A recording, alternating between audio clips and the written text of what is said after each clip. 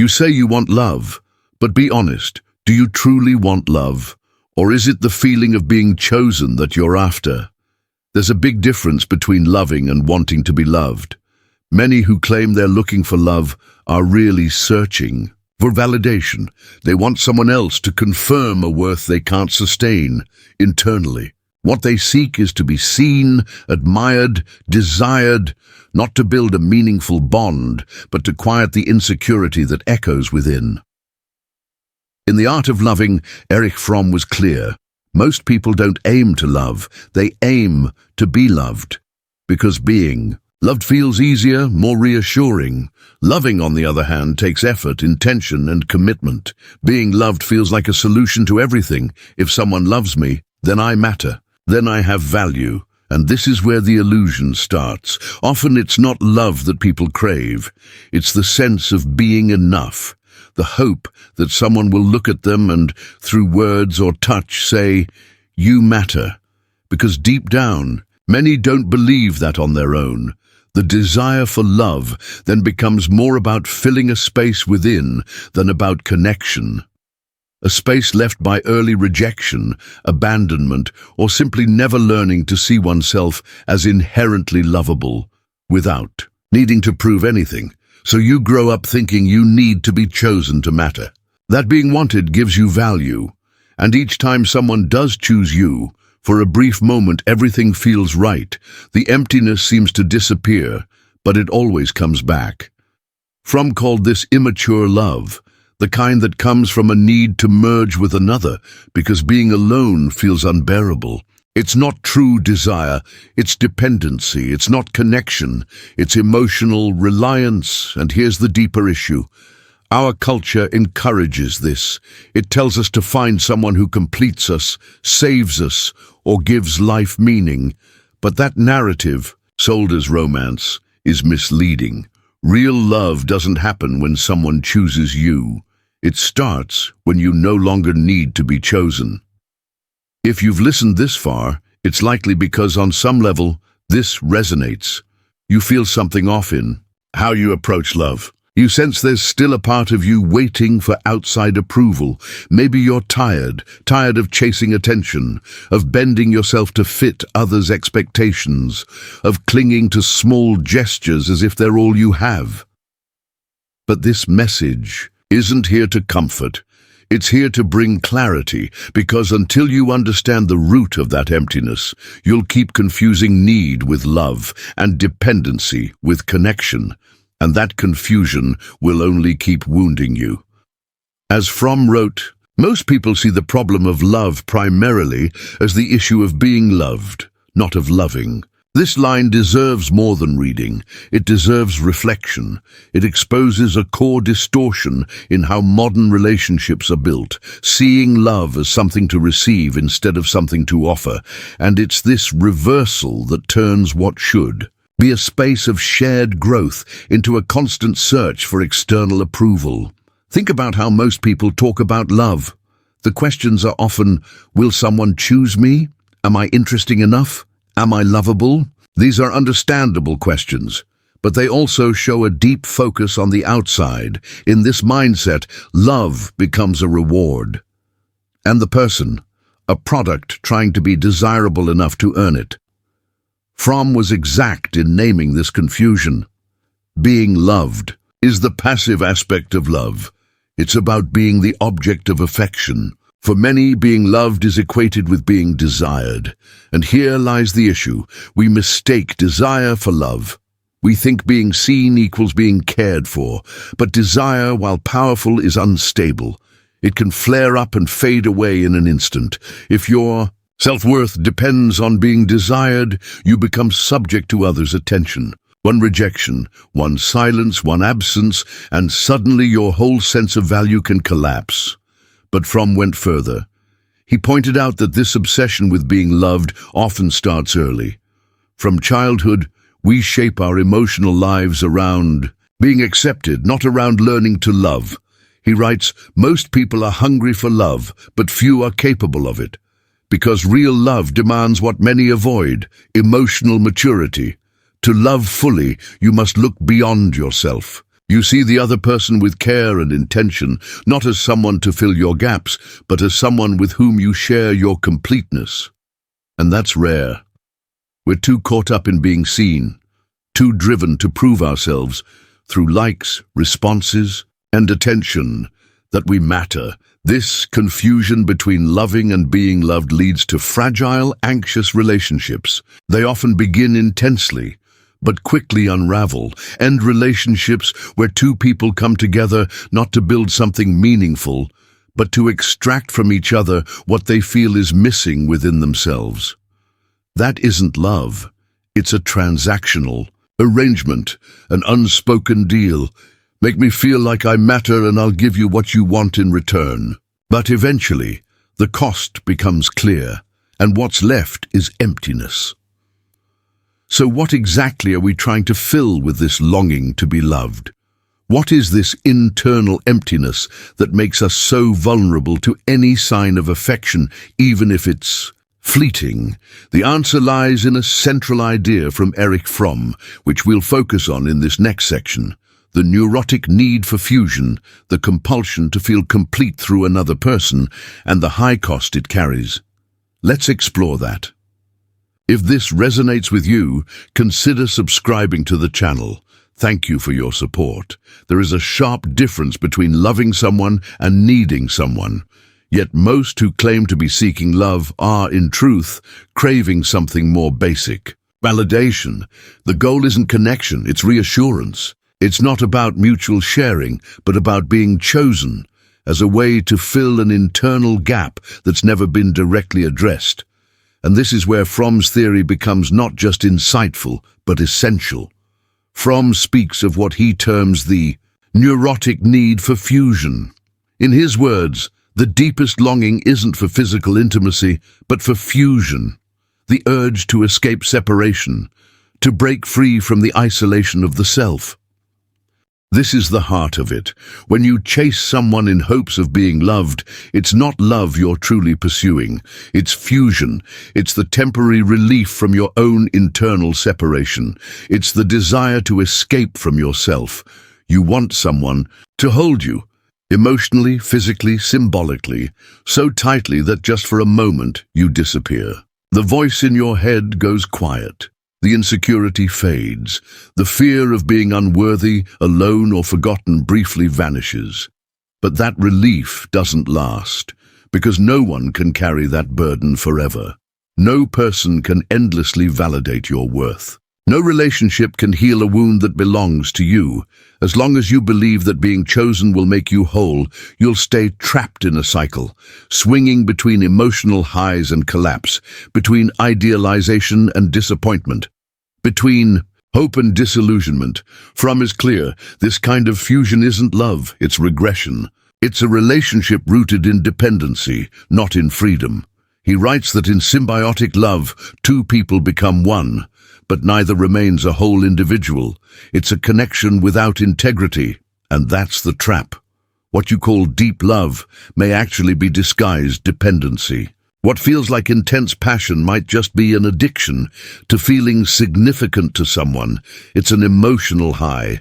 When the other chooses you, you feel alive. When they withdraw, everything falls apart. This need to be chosen runs deep. It doesn't start in adult relationships. It begins much earlier, in childhood, in how we were seen or not seen by those who were meant to show us how to value ourselves. What we often call a search for love is actually a repeated attempt to resolve an old wound, a way to finally feel the unconditional love we didn't experience before. And this pattern only changes when we acknowledge that the pain isn't rooted in the present. It's a remnant of the past. What hurts today is the echo of what was never healed back then. And to move forward, we must go to the source, to the emotional origin of the need. We must face the wounded child within, still asking quietly for the love it never received. That's exactly what we'll explore in the next part. Have you ever wondered why, even after so much time, some relationships still leave you feeling as fragile as a child? Why you get attached So quickly to those who offer even a small sign of affection, why it feels like everything falls apart when someone pulls away or stops responding. It's not exaggeration. It's not overreaction. It's a part of you, still young, still hurting, crying silently for something it missed. Fromm doesn't use the phrase inner child directly in The Art of Loving, but his emotional framework points directly to that idea. The way we love as adults is shaped by how we were treated in childhood, how we were seen, loved, or ignored. The experience of separation is a major source of anxiety. It's one of the deepest causes of human distress, and it first appears during childhood, often in its harshest form. A child is born entirely dependent. It needs to be fed, protected, held, acknowledged, and above all, it needs to feel emotionally secure. When that emotional security is missing, when love is conditional, unpredictable, absent, or manipulative, an invisible wound is formed. And this wound doesn't vanish over time. It just hides behind adult behaviors, forced independence, impulsive relationships, a constant craving to be wanted, and a deep fear of rejection. Erich Fromm describes how many adults unconsciously seek in relationships a symbolic return to the womb, to a state of comfort and complete unity. But according to him, this is not growth, it's regression. He explains, "In immature love, I love because I am loved. In mature love, I am loved because I love." That immature form still lingers when you search for someone to love you so that you can feel whole. This drive is emotional, not logical. The wounded child within learned that being loved required pleasing others, being helpful, not causing trouble. And now, as an adult, you keep trying to earn love, trying to be enough for someone to stay. But the issue was never your worth. The issue was learning that love had to be earned, and this belief shaped your entire understanding of connection. It shaped how you love, how you give, and how you protect yourself. What you may call love is often just the child repeating an old survival pattern. If I'm perfect, they won't leave. If I meet their needs, they'll choose me. If they depend on me, they'll love me.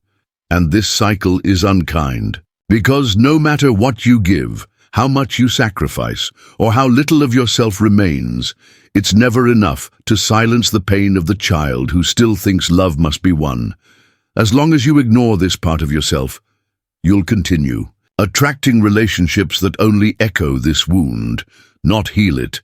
But there is another way.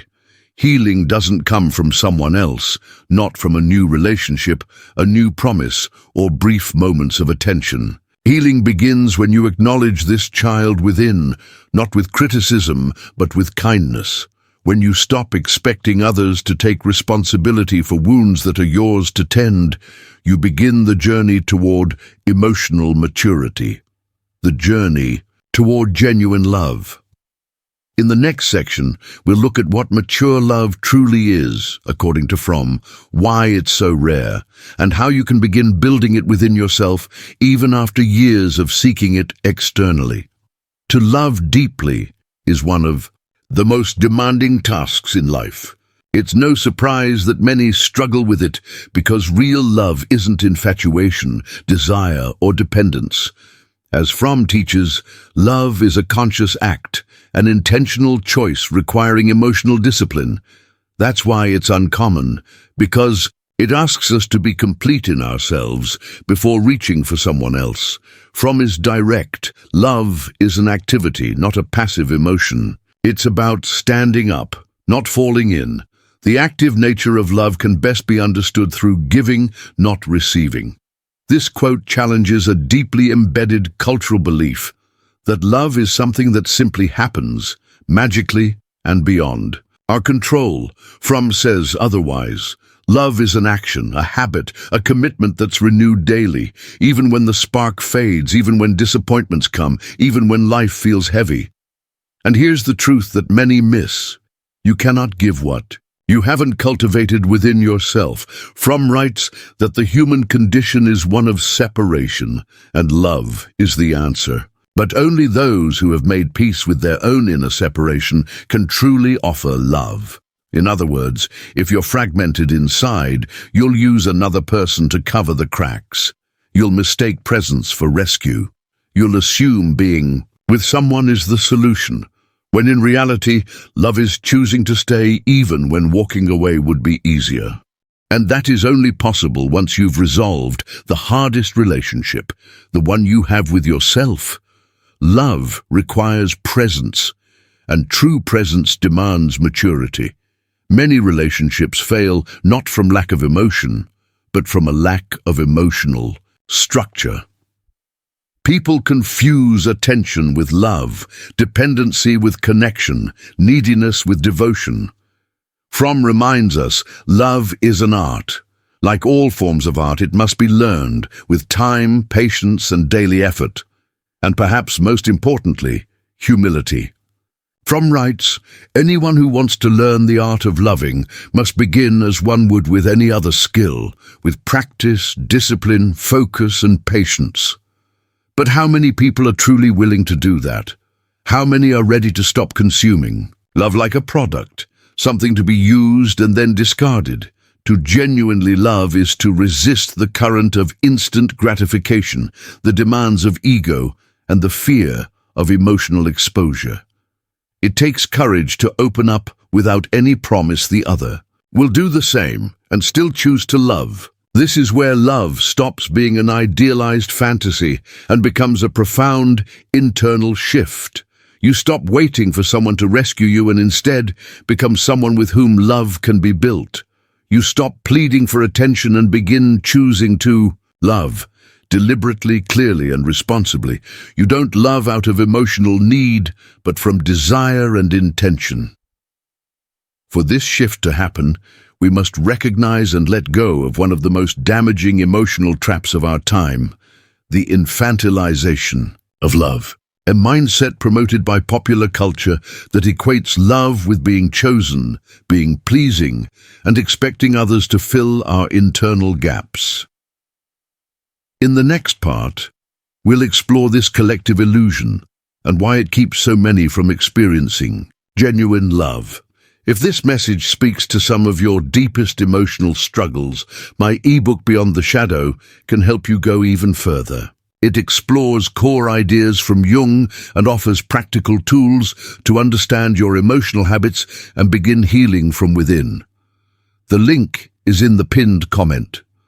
We live in a society that sells love like a product, easy to access, easy to discard, attractive on the surface, but shallow in substance. From movies to social media to music, the same seductive but misleading message repeats, that love is about finding someone who completes you, someone who makes you happy, someone who fills your emptiness. But that's not love. That's emotional dependency masked as romance. And Erich Fromm understood this long before the digital age. He writes, in modern culture, most people assume loving is simple, and the hard part is finding the right person to love or to be loved by. This belief comes from the idea that loving is effortless for anyone. Here lies the problem. People don't want to learn how to love. They want to be loved without effort. They seek intense experiences without self-reflection. They want to be desired, but rarely question why. They treat their partner as a mirror reflecting an idealized image, not as a unique, imperfect person. This is where the infantilization of love begins, when we turn relationships into a fantasy, where the other's role is to save us from ourselves.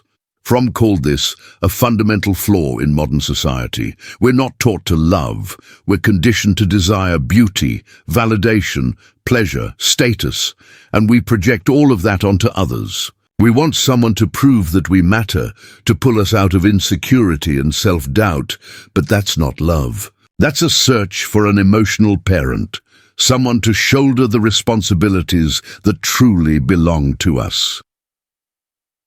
Fromm also emphasizes that in immature love, the other is treated as a source of emotional satisfaction, someone who must make us feel Good. And here's the uncomfortable truth.